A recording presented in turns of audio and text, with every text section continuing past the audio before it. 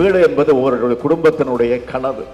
அந்த கனவை நிறைவேற்றுவதற்கு நாங்கள் காரணமாக இருந்திருக்கிறோம் என்பதில் எங்களுக்கு கிடைச்சிருக்கக்கூடிய பெருமை. உங்கள் முகங்களில் சிரிப்பை மட்டுமல்ல, ஒரு மலர்ச்சியை நாம் பார்க்கிறோம், மகிழ்ச்சியை நாம் பார்க்கிறோம். ஏழையின் சிரிப்பில் இறைவனை காண்போ, வீடு இல்லாத ஏழைகளுக்கு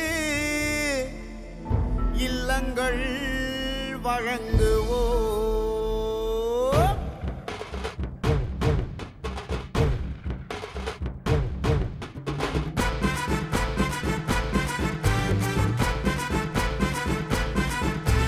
ஆயிரம் ஆயிரம் வீடுங்க, அடுக்கடுக்கா வீடுங்க, ஆயிரம் ஆயிரம் வீடுங்க, அடுக்கடுக்கா வீடுங்க, முதல்வரையா கட்டி தந்த அருமையான வீடுங்க.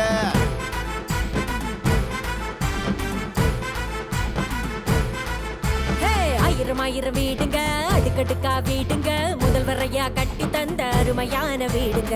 ஏழை எளிய மக்களுக்கும் உழைக்கும் பாமர மக்களுக்கும், ஏழை எளிய மக்களுக்கும் உழைக்கும் பாமர மக்களுக்கும் வீடு கட்டி வாழ வைக்கும் நகர்ப்புற வாழ்விட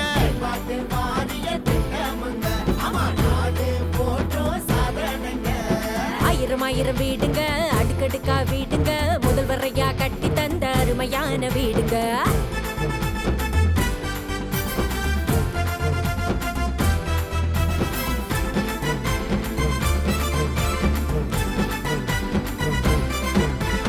நாலு பேரு மதிக்கும்படி வீட்டில் வாழுறோம், மன நிம்மதியா மாளிகை போன்ற வீட்டுல வசிக்கிறோம்.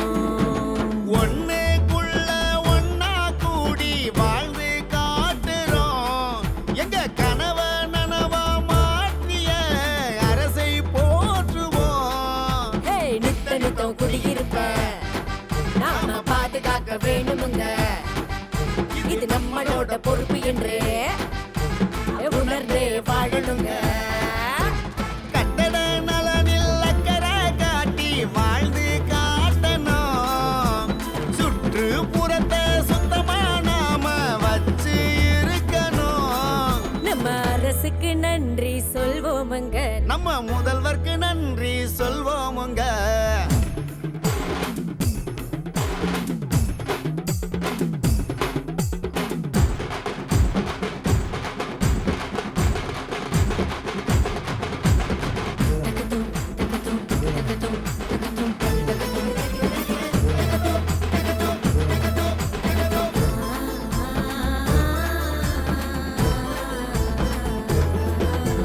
முதல்வரின் எண்ணம் போல குடியிருப்பு சங்கம் தொடங்குவோம், சங்கத்தாலே நாமும் நம்ம தேவைகளை நிறைவேற்றுவோம். சங்கம் எல்லாம் அமைச்சாச்சு, பராமரிப்பு நிதி எல்லாம் கொடுத்தாச்சு, இணை மானியத்தை வாங்கியாச்சு, நம்ம திட்டங்களை செயல்படுத்திட உறுதியாச்சு. எங்களுக்கு சொந்த வீடு நம்ம முதல்வர் தந்தாரு, எங்க தலைமுறைய முன்னேற்றி தலை நிமிர செய்தாரு. விளையாட்டு துறையில் திறமை வளர்ப்போம், தொழிலும் திறனும் அழகுற பெறுவோம், எழுச்சி இளைஞர் வளம் வர செய்வோம், அரசின் திட்டங்களை கொண்டு செல்வோம், அரசுக்கு நன்றி சொல்வோமுங்க, நம்ம முதல்வருக்கு நன்றி சொல்வோமுங்க.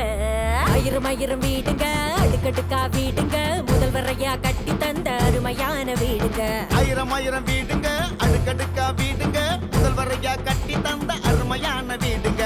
ஏழை எளிய மக்களுக்கும் உழைக்கும் பாமர மக்களுக்கும் வீடு கட்டி வாழ வைக்கும் நகர்ப்புற வாழ்விட வாரிய திட்டமுங்க, ஆமா நாடு போற்றோம்.